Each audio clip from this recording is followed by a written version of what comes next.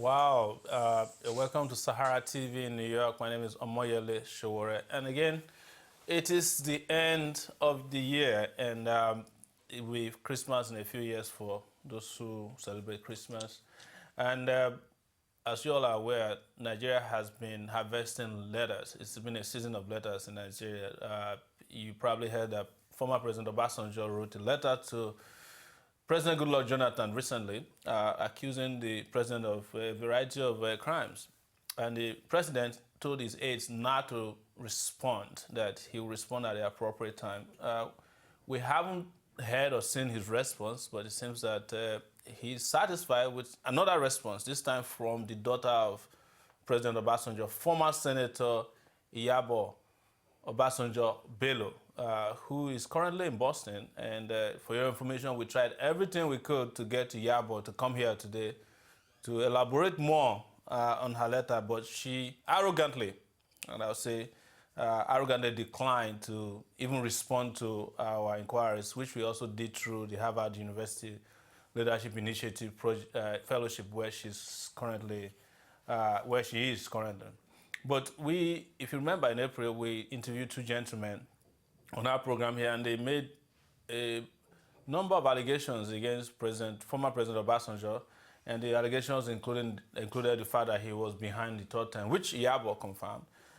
They accused him of ordering the assassination of some prominent Nigerians during his 8-year rule. They also accused him of deception, being Janus faced. You know, it's just a number of it, including massive corruption.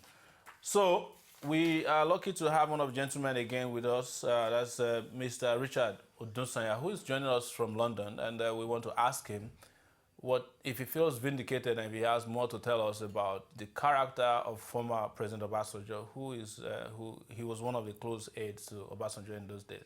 You're welcome to Sahara TV, Mr. Odusanya, who is the executive director of Leadership Rescue Initiative. Hello, Mr. Odusanya. Yeah, thank you, All right. Mr. Sowore. Yes, you have seen the letter in all the letters, and last time you were here, you made sweeping allegations and then left, and we haven't actually heard from you guys until now. What was it like after you returned back to Nigeria after that very explosive interview? Thank you, Omoyele. Yes, we got back to Nigeria. Actually, before getting back to Nigeria, the response we got out there in the big world, within the intelligent community across the globe, it was quite impressive anyway. However, there in Nigeria, we made effort to get across to the National Assembly, but obviously, and as predicted, it was something they don't want to go close to. So they didn't want to deal with it? I think it's one of those issues that we are familiar with. Let me ask you quickly, when you got back, did you feel endangered at all? Because I know you're not in London. Do you feel like, were you afraid? Because even a journalist who rewrote the story from the interview you did with us was arrested, harassed by the SSS. Did you guys feel unsafe? Well, talking about fear or danger, at no point did any one of us, myself and my colleague, the Director General, entertain any fear. As a matter of fact, the day that harassment, or at the point of that harassment, we both arrived Lagos that morning and headed straight to the headquarters of Punch newspaper and granted full interview, even though they did not publish the interview. Wow. But we kept assuring them that, look, we are here. We are not faithless. So for issue of fear, I think we have come to that point where we cannot be Intimidated. Intimidated. All right, let's go to the next thing. Of course, one of the things that people accused you guys of after that thing came out was that you must have been prompted or funded by President Jonathan or his aides to go after the former president because they had political disagreements that was still festering that had just started, which has become full-blown now. Would you be able to say that this was just something you did out of your own volition, or were there pressures? Were there people who say, go out there and just expose this man to the rest of the world to let people know the kind of character he is? Omoyele, let me be very sincere with you. In a few weeks' time, I will be 52 years of age. I have run a race. I cannot be. I cannot get to this age and be said to be induced. The reason I'm asking is the reason. I'll crave your indulgence. Yeah. Let me say that even as it is, some people are insinuating that Iyabo was induced. That's Can correct. that be possible? Then, in year 2006, I was not induced.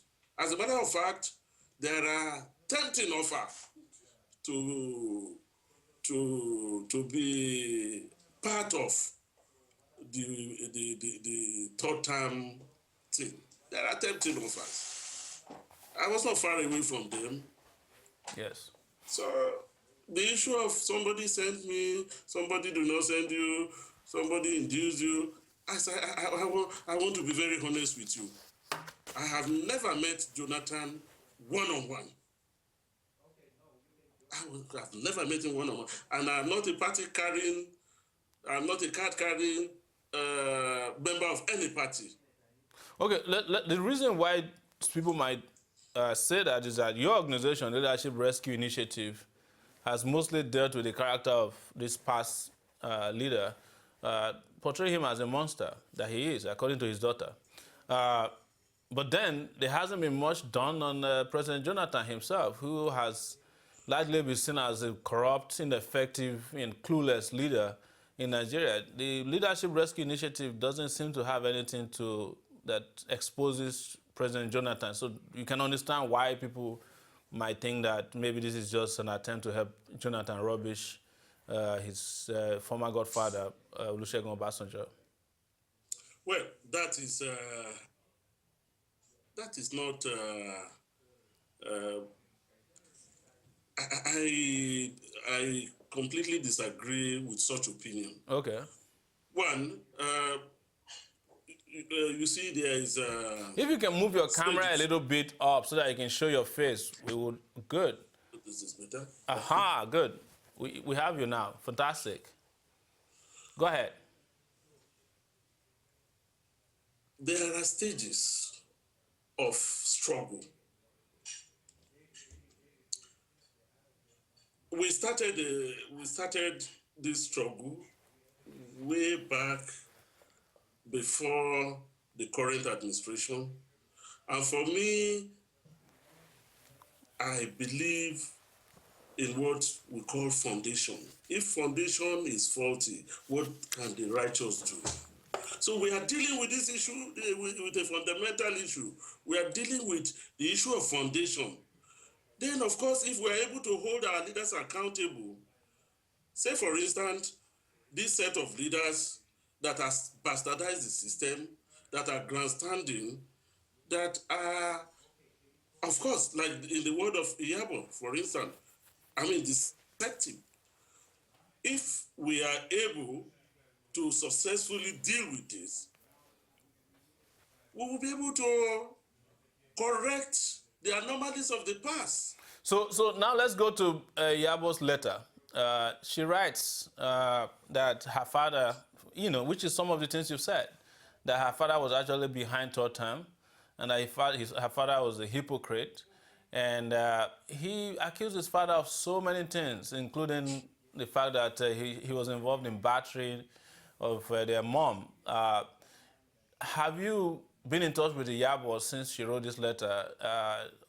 Because one of the things is that she hasn't come up beyond just releasing this letter to Vanguard to either deny or confirm the fact that she was the author of the letter. We know that she did, and that there's a lot of pressure on her. Have you been in touch with her? Well, I've not been able to talk to her directly, but let me reveal this. One, I have very reasonable relationship with Iyabo. First, let me salute her courage. IOB, she's an Amazon. She's a courageous woman. Iyanewura, I salute you. Some time back, she shared similar sentiments with me. Year 2006, we were on the same flight to Yola for the marriage ceremony of Atiku's son. And of course, three of us seated together, myself, Iyabo, and Ujo Nukapa. And that was an opportunity for me to take her up on critical issue. Particularly at that point, we were on different divide. I did ask her, what is she doing to help her father and rescue her from psychophans around, particularly those who are urging him on this journey to perdition, the third term. You know what she said to me? She said, look, she had learned how to manage and mind her business, and she admonished us to do the same. She said, this man, referring to her father, has sold his soul to the devil. And the boys I'm talking of definitely will sink. They will sink him. That was her language. So she had shared similar sentiments in the past. And I believe in my mind that she has been wounded. I read the letter. I can confirm to you that there are incidents, there are issues in the letter that I was directly involved. Like which one? Oh, for instance, she talked of neglect. In 1999, at the inaugural committee, I was actually responsible for transport and accommodation. Iyabo and her sibling and her mom were not on my list. I did not provide them with accommodation. I did not provide them with anything. And I can tell you that I remember that the family, the immediate family, the family of the president-elect, Olusegun Obasanjo, they were housed at, I can't remember the number of the, I mean, they were housed in a particular building, 5 of them. Presently, the deputy governors of central banks reside in those buildings. About 9 wives. 9 wives. 9. How many kids does he have? Oh, countless. But because Iyabo was trying to find out, even for herself, he said, you know, how many are we, your kids? Are we 18, 19, or 21? How many do you know? Well, I know quite a number of them. I can begin to count, and I could count up to where we come from. We don't count children for the owner. So let me use this opportunity to tender unreserved apology to Iyabo and the sibling. That it was not deliberate on my part, but they were not on my list. I can confirm that the issues she raised were facts. The last time I met with Iyabo, she wasn't happy. She was a wounded woman. Yeah. It was when she was in detention at my time at police station. Sorry, quickly, we wanted to see if Segun Seriki can join us, who was your colleague during the last interview. And I think he's joined us now. Mr. Segun Seriki, you're welcome to the show. How are you, sir? Good. So you are in Florida right now. You mentioned to us earlier. Yeah. So you've seen the letters flying around, and do you feel vindicated that you had come here in April to let the whole world know before Obasanjo's daughter came out and wrote what she wrote? Yes. I didn't feel only vindicated, I feel pain for my country. If we can turn national issue into this kind of comic, it is embarrassing. Because Go ahead. 6-7 months ago, having a deep knowledge of the mischief the likes of Obasanjo can put our country through, we alerted this present administration to assist us to rescue leadership in Nigeria by looking into the atrocities of the past. Okay. The National Assembly refused bluntly to rise up their duties to their responsibility of doing what is right for the nation. They were afraid to face the issues. But we know then that what is happening now will happen because the likes of Obasanjo have got so much to hide that their pretense to the survival of Nigeria is how to rape Nigeria for their past not to be unveiled. And that is what is happening now. You know, today, which is very interesting, the All Progressives Congress, APC, the new party, are actually having a meeting with Obasanjo in Abeokuta right now. Let me tell you. How do you guys feel about that, considering that this is supposed to be an opposition group? You see, what is happening is predictable. What is progressive about APC, for God's sake? If the richest governor and the former Foreign Affairs Minister of Abacha and the former FCT that sold everything, including Nitel, blah, blah, blah, and they are together now. Or several hawks surrounding one wolf, which is probably Buhari. What is...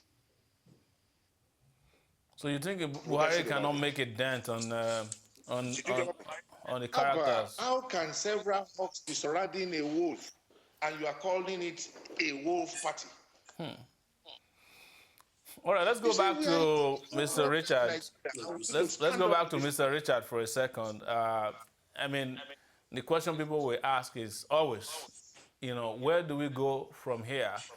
Because Prince Segun Seriki has said that they want the current administration to help to look into the past. But the current administration's own present situation is even worse than the past, for example, in terms of corruption. How do you look for salvation in those kind of places? Yeah, thank you, Sowore. I'd like to say that we took up this struggle not because we are unaware of the challenges, the reluctance, and the depth of the rot. But of course, optimism has become our driving. In fact, it has become our driving force. We were very optimistic that, well, at some point, we will be able to sensitize like minds, and of course, the struggle will receive reasonable help. Collaboration. Let me go back to Obasanjo's letter to President Jonathan. I read the letter twice. Of course, it is damning.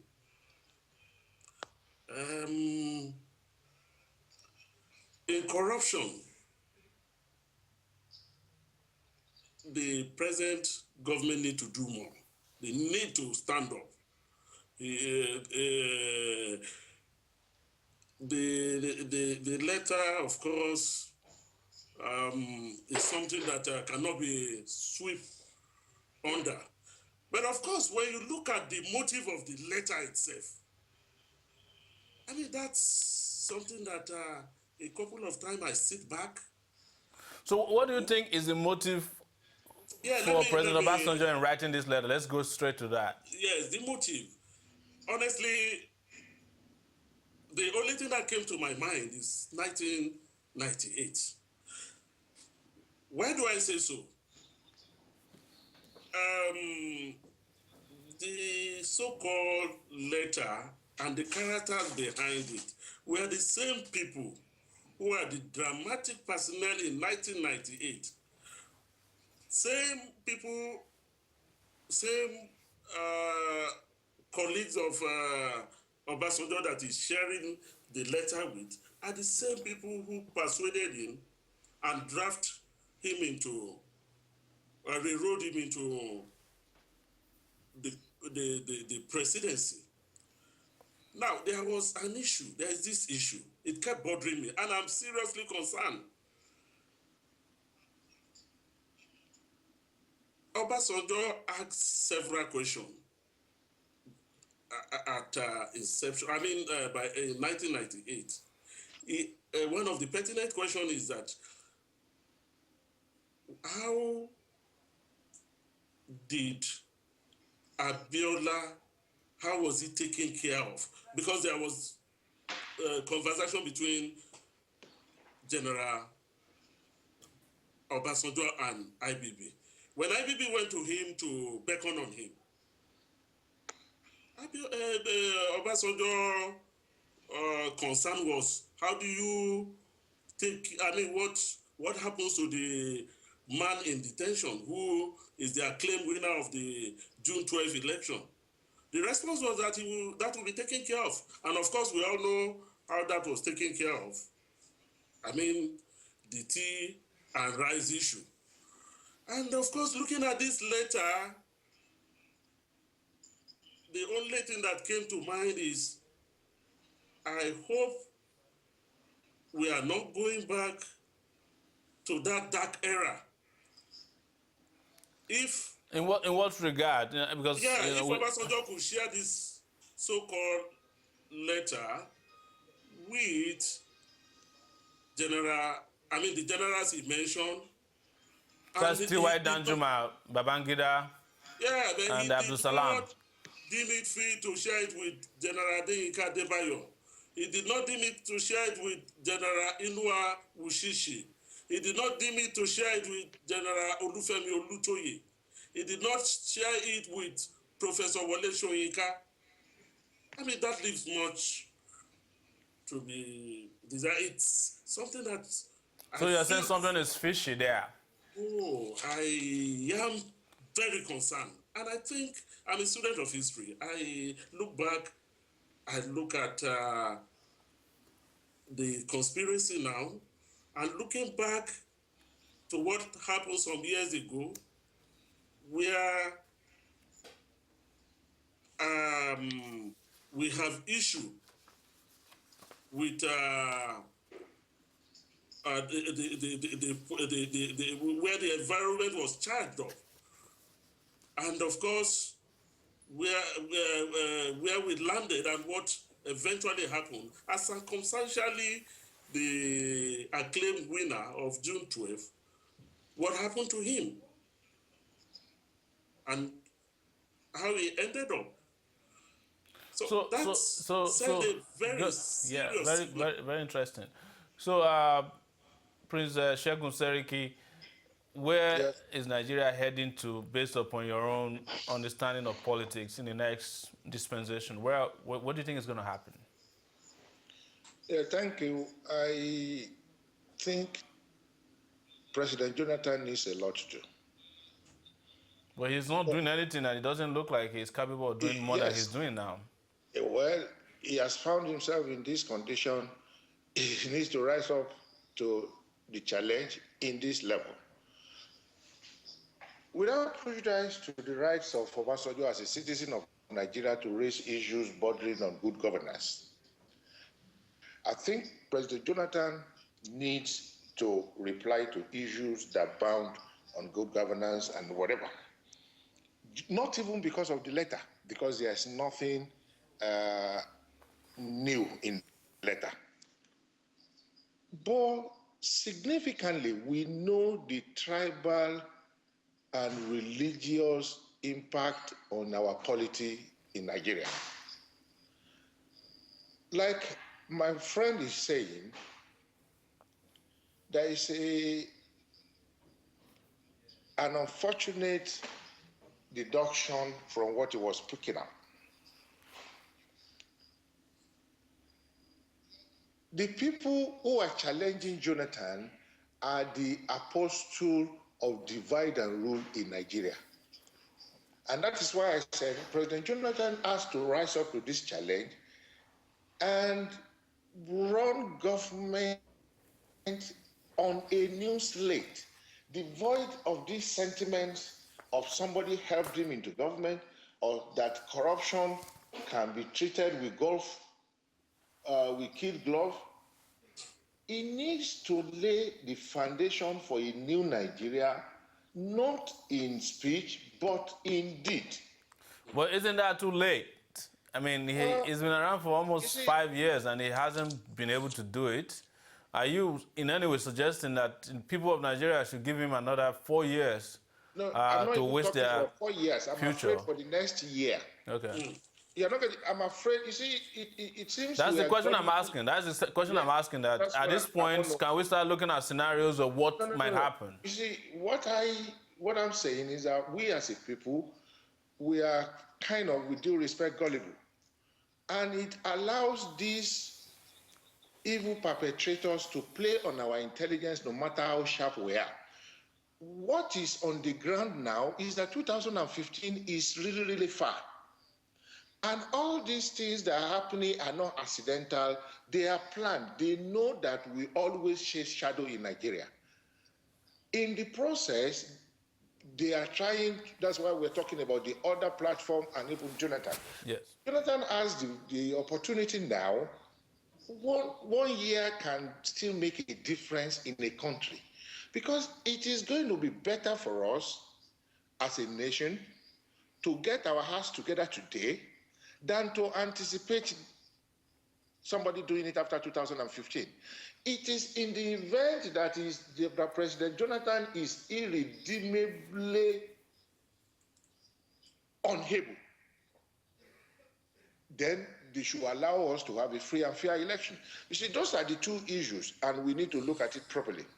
Yes, sir. The people who have stolen money in the past are laboring hard to point out a current thief for us so that we can pursue that one. In the process, they will take over governance again and perpetrate better evil. That's deep. So, Mr. Richard, I think we should be closing now because we don't have much time. And what would you say to the people of Nigeria as they approach 2015? Now, like Segun Shereki said, you have the old thieves pointing us to the new thieves. And when we chase after the new thieves, the old thieves takes over, right? So what would you advise, or what is your organization, Leadership Rescue Initiative, going to do to help us deal with the old and the new thieves? Thank you very much. First, I'd like to say that I believe so much in what the Almighty God, our Creator, can do for us. I therefore want to say that we should be more prayerful. The next 12 months, it's very critical in the life of Nigeria. First, we need to purge ourselves of bitterness. We need to do away with the sentiment of religion, tribal sentiment, and look at issues dispassionately, and of course focus more on the issues that are in the issues that would rather propel us to the promised land. Let me quickly jump in there, and I'll go to Segun Sherike as well. I mean, don't you think that we overuse God? You know, God must be on overtime for us all the time. Every time we have a problem, we say, oh, you know, let's leave it to God. But it's God that created the Americans, created Asians, Malaysians, Singaporeans, people in South Korea, Japanese. You know, Japanese people survived a world war and went ahead and built their society to be one of the best today. They didn't give everything to God each time. The Germans were defeated in a world war. And look at what they are giving to the world today. Why do we keep just abusing God by asking God to work for us too much when God has other good people to take care of? You know, what happens to that maxim that heaven help those who help themselves? You know, and you know that the heaven has already fallen over our head. Why don't we just crawl out of it, you know, and do things that other people are doing? I mean, people are rising up to challenge bad government all over the world. But each time we get close to resolving our problem, we say, oh, you know, we'll leave it to God. Prince, what do you think about that? Yeah, in as much as I believe in God, I agree with you in total. That's right.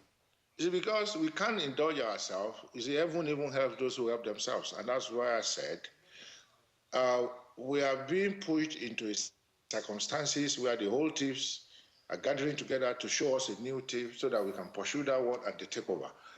In that, we have a lot to do as a people.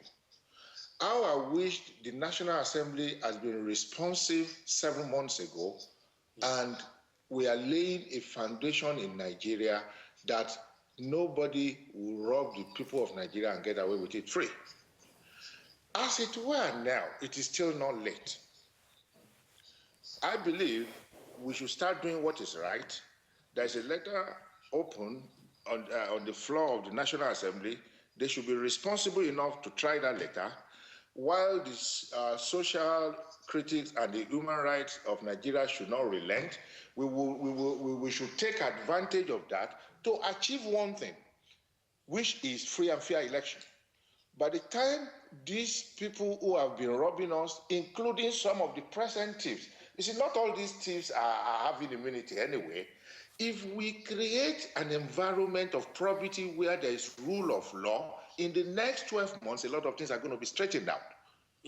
But not a situation where a rogue multi-billion-dollar person has an unfair position to pretend on the sensibility of people and the poverty in the land to be a progressive and take over government while we leave another thief. That's where I feel. So in my own humble manner, I think all of us should rise up to the challenge of wanting to build Nigeria. This is the time everybody should be resolved. So my last question to you, since you're talking about building Nigeria, what about people who are saying that, you know, maybe the problem is that this country doesn't work because of the so-called Nigeria? You know, like you bring a bunch of people together, Europeans did it, the British created Nigeria. It wasn't created by Nigerians. What do you say to people who are saying that we should just dismantle this structure and see whether each of the components can work? Those who are saying that are being selfish. They're selfish in the context that what has been wrong with our constitutions, what has been wrong with Nigeria, it has been implementation.